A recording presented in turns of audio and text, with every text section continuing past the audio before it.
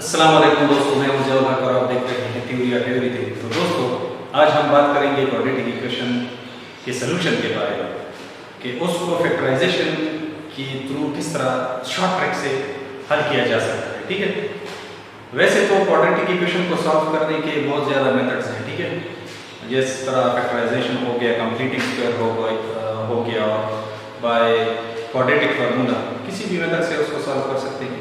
फिर फैक्टराइजेशन में बहुत सारे मेथड्स हैं। ठीक है, 8-10 तो मैंने देखे हैं कि उससे आप हल कर सकते हो। ठीक है, लेकिन वो कुछ लेजी मेथड है और कुछ पर बहुत ज़्यादा टाइम लग जाता है। ठीक है, यूजुअली हम किताबों में या स्कूल्स में जो देखते हैं कि क्वाड्रेटिक इक्वेशन को जो हल किया जाता है, तो उसमें मेन मसला ये होता है कि बीच में जो टर्म आ जाता है उसको हम स्प्लिट नहीं कर सकते। ठीक है, तो उसको किस तरह स्प्लिट करेंगे, तो शॉर्ट ट्रिक से, तो आज इस बारे में बात होगी। तो क्वाड्रेटिक इक्वेशन या हम इसको ट्राइनोमियल भी कह सकते हैं, क्योंकि इसमें 3 टर्म्स हैं। ठीक है, जिस तरह मोनोनोमियल हो गया, बाइनोमियल, ट्राइनोमियल। ठीक है, इसका जो स्टैंडर्ड फॉर्म है वो कुछ इस तरह है, ax² + bx + c = 0। तो हम इसको आज फैक्टराइजेशन की मदद से हल करेंगे। तो फैक्टराइजेशन क्या है, फैक्टराइजेशन में ये जो मेथड है ये किस तरह अप्लाई होगा, तो इस बारे में बात करेंगे। In this method we find the two factors in such a way that its sum is equal to bx। ये bx कौन सा bx है?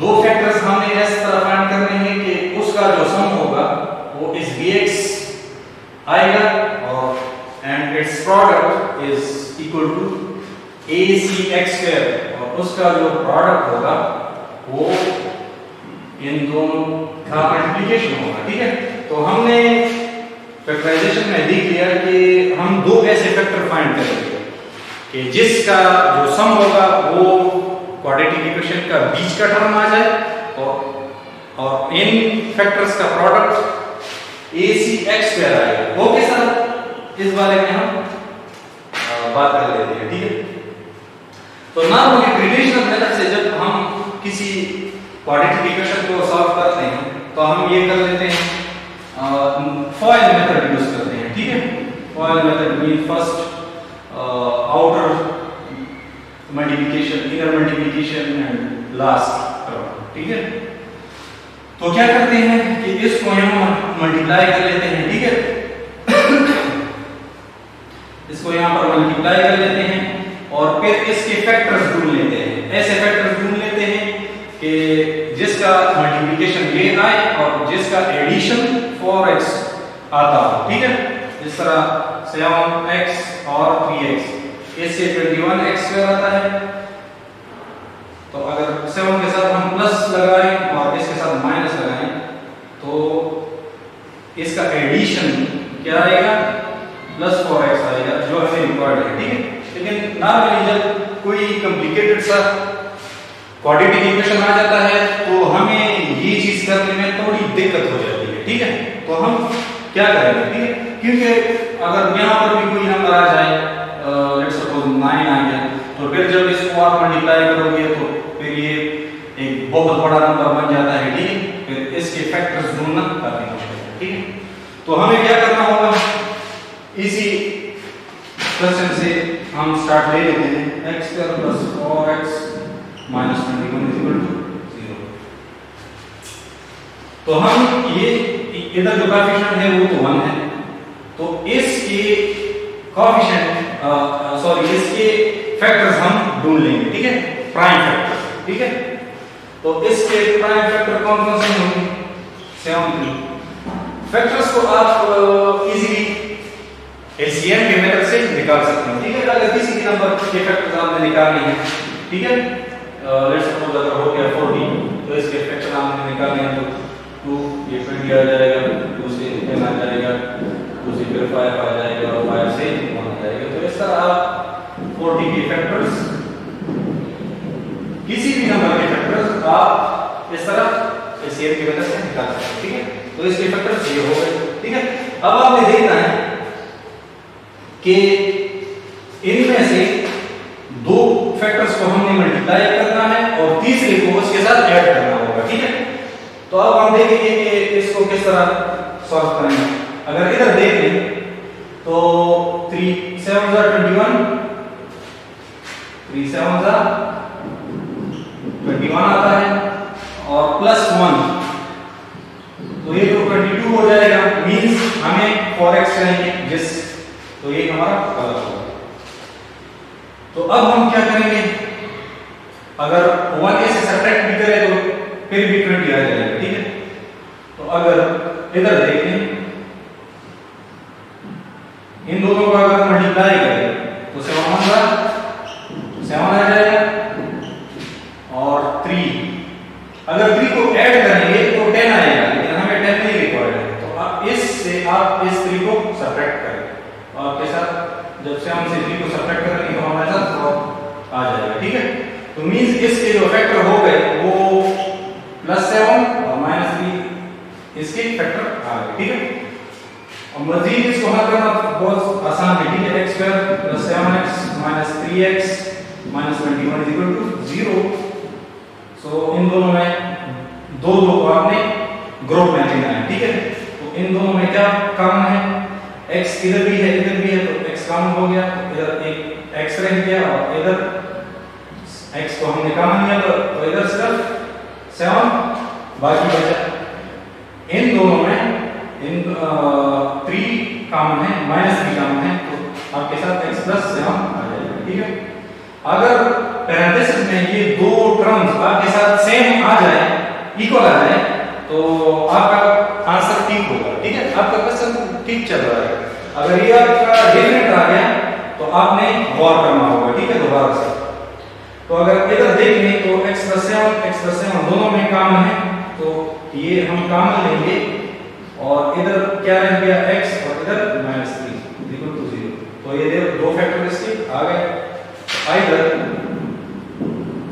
या तो x + 7 0 के बराबर होगा और या x - 3 0 के बराबर आएगा, तो x = -7 x = 3।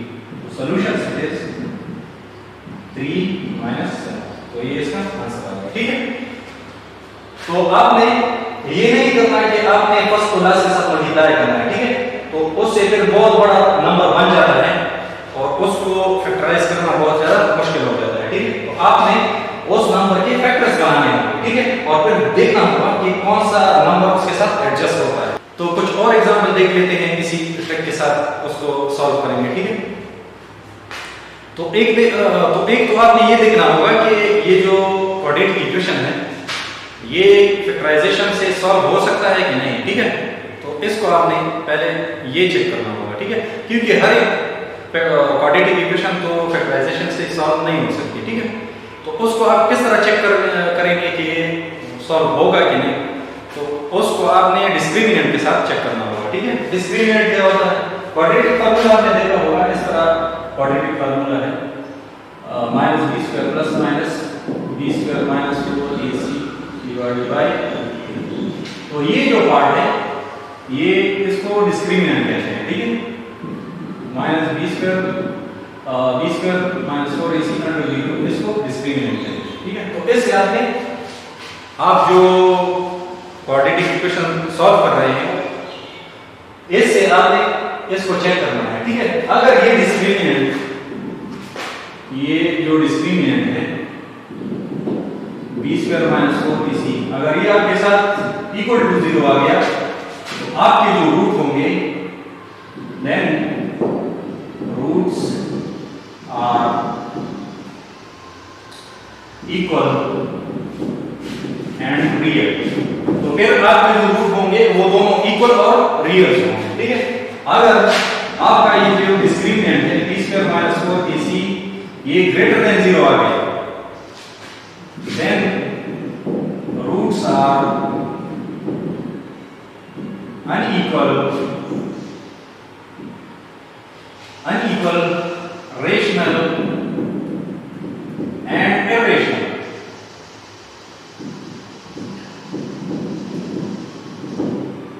और रियल तो होंगी ही, ठीक है। रेशनल लेकिन बात यहां पर खत्म नहीं होगी, ठीक है। अगर डिस्क्रिमिनेंट हमारा ग्रेटर एक बात तो ये है कि वो अनइक्वल होंगे, ठीक है, सेम नहीं होंगे। दूसरी, रियल होंगे। तीसरी जो बात है कि रेशनल हो सकते हैं और इरेशनल हो सकते हैं। तो इसको दो मजीद कैटेगरीज में डिवाइड करेंगे। अगर discriminant b square minus 4ac ये आपके साथ कंप्लीटिंग स्क्वायर है, परफेक्ट स्क्वायर है, तो रूट्स आपके फिर रेशनल होंगे। अगर b square minus 4ac greater than 0 आपके साथ परफेक्ट स्क्वायर नहीं है, तो रूट आपके फिर इरेशनल होंगे, ठीक है। और आखिरी जो केस हमारे साथ बचता है वो ये है कि f discriminant is less than 0, then the roots are unequal and imaginary. अगर डिस्क्रिमिनेंट आपके साथ 0 से कम है, लेस है, तो फिर रूट्स आपके अनइक्वल होंगे, सेम नहीं होंगे और इमेजिनरी होंगे, रियल नहीं हो सकते, ठीक है। तो जब भी आप कि ये दो कंडीशन सेटिस्फाई हो तो आप फैक्टराइजेशन कर सकते हैं, लेकिन इस एक चीज को आपने ख्याल रखना होगा, ठीक है, कि परफेक्ट स्क्वायर ना हो, ठीक है, ना परफेक्ट स्क्वायर ना हो, ठीक है। अगर डिस्क्रिमिनेंट आपका 0 आ गया फिर भी आप फैक्टराइजेशन कर सकते हो। अगर ग्रेटर देन 0 आ गया और आपने देख लिया कि वो जो नंबर आया है डिस्क्रिमिनेंट से वो परफेक्ट स्क्वायर है, तो आप फैक्टराइजेशन कर सकते हो। अगर नहीं है तो फिर फैक्टराइजेशन हो ही नहीं सकता, ठीक है। फिर डिफरेंट मेथड से, कंप्लीटिंग स्क्वायर से, क्वाड्रेटिक फॉर्मूला से आप उसको सॉल्व करोगे, ठीक है। तो आते हैं अपने ट्रिक की तरफ कि इसको किस तरह सॉल्व करना है, ठीक है। तो 3 तो प्राइम नंबर है, इसको अपनी जगह पर जोड़ दें और इसके प्राइम फैक्टर आप दे देते हैं, ठीक है। तो एक 7 हो गया और दूसरा 5 है, ठीक है। तो अगर इधर हम देख लें, इन दोनों को अगर मल्टीप्लाई करें तो 21 आ जाएगा एंड 5, अगर 5 को इसके साथ ऐड करें तो 26 आता है, और अगर सब्ट्रैक्ट करें 21 से 5 तो हमारे साथ 16 आता है। तो दोनों हमारे साथ ये गलत है, ठीक है। तो एक और पॉसिबिलिटी हम देख लेते हैं, ठीक है। तो अगर इन दोनों को मल्टीप्लाई करेंगे और इसको इसके साथ ऐड या सब्ट्रैक्ट करेंगे तो उस तरह भी नहीं आ सकता, ठीक है। तो इन दोनों को मल्टीप्लाई कर लेते हैं, 3 5 का 15 आ जाएगा एंड तो दूसरा फैक्टर हमारे साथ क्या रहेगा 7। तो इसको जब इसके साथ ऐड करेंगे तो हमारे साथ 22 आ जाएगा, ठीक है, व्हिच इज करेक्ट। तो इसको तो फैक्टर कौन-कौन से हो गए, एक 15 हो गया और एक 7 हो गया, ठीक है। तो इसको यहां पर पुट कर लेंगे, 15x + 7x + 35 = 0। तो इन दोनों में क्या चीज कॉमन है, तो इन दोनों में 3x कॉमन है, तो इधर x रह गया और इधर 5, इन दोनों में 7 कॉमन है, x + 5। ये दो पैरेंथेसिस में ये जो टर्म है ये आपके इक्वल आने चाहिए। अगर ये आपके इक्वल ना आए तो आपने दोबारा क्वेश्चन पर गौर करना होगा, ठीक है। तो ये दोनों कॉमन है तो इसको हम कॉमन ले लेंगे, यहां पर क्या रह गया 3x और यहां पर +7 रह गया which is equal to 0. So either x + 5 = 0 or 3x + 7 = 0. So x + 5 = 0 or 3x + 7 = 0. x = -5 and 3x = -7, x = -7/3. So solution set इसका -5 -7/3 है। अब इसी तरह ये एग्जांपल है, इसमें देख लेते हैं। तो 7 तो प्राइम फैक्टर है तो इसको अपनी जगह पर छोड़ दें। इसके फैक्टर देख लेते हैं, एक 2 है और दूसरा 3 है। तो 7 2 14 + 3, तो ये 17 आता है, तो मींस ये करेक्ट नहीं है, ठीक है। तो इधर अगर देखें इन दोनों का अगर मल्टीप्लाई करें तो 7 3 = 21 एंड 2 आ गया। तो अगर 21 के साथ 2 को ऐड करेंगे तो 23 आएगा, व्हिच इज नॉट करेक्ट। तो 21 से अगर 2 को सब्ट्रैक्ट करें तो हमारे साथ 19 आ सकता है, लेकिन फैक्टर हम किस तरह लेंगे, क्योंकि बीच में माइनस आएगा, ठीक है। तो इधर आप फैक्टर को एडजस्ट करेंगे, ठीक है। तो हम 21 को माइनस ले लेंगे और 2 को पॉजिटिव प्लस ले लेंगे, ठीक है। तो फैक्टर्स ये दोनों हो गए, ठीक है आपके। तो इसको बीच में पुट करो, -21x + 2x - 6 = 0। तो इन दोनों में क्या चीज कॉमन है, 7x कॉमन है। तो इधर x रह गया और इधर -3, इन दोनों में 2 कॉमन है, तो x - 3 = 0। ये x - 3 x - 3 दोनों में कॉमन आ गया, तो इसको कॉमन ले लो और इधर क्या रह गया 7x और इधर +2 = 0। तो आइदर x - 3 आपके साथ 0 होगा या 7x + 2 आपके साथ 0 आएगा। तो x = 3 और 7x = -2 और x = -2/7। तो सॉल्यूशन से इसका 3 और -2/7, ठीक है।